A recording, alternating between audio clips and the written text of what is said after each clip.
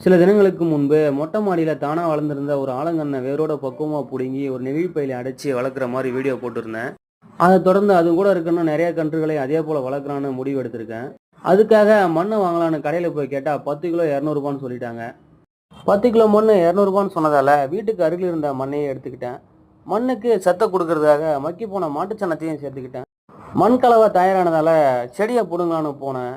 அந்த செடியை பிடுங்கும் போது வேர் அந்து போச்சு. ஒரு சின்ன வேர் மட்டும் ஒட்டிக்கிட்டு இருந்தது.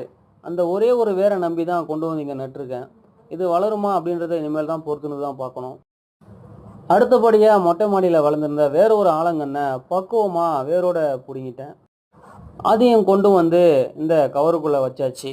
அவ்வளவுதான். இந்த கவரில் இருக்கிற கண்ணை ஒரு 5-6 அடிக்கு வளர்ந்ததுக்கப்புறம் கொண்டு போயிட்டு நீர்நிலைகளை நடணும். நீங்களும் உங்களுக்கு நேரம் கிடைச்சா இந்த மாதிரி கன்றுகளை பாதுகாத்து உயரமாக்கி நீர்நிலையில் கொண்டு போய் நடுங்க. என்னோட வீடியோ உங்களுக்கு பிடிச்சிருந்தா லைக் பண்ணுங்கள். என்னோட சேனலையும் சப்ஸ்கிரைப் பண்ணுங்கள். நன்றி.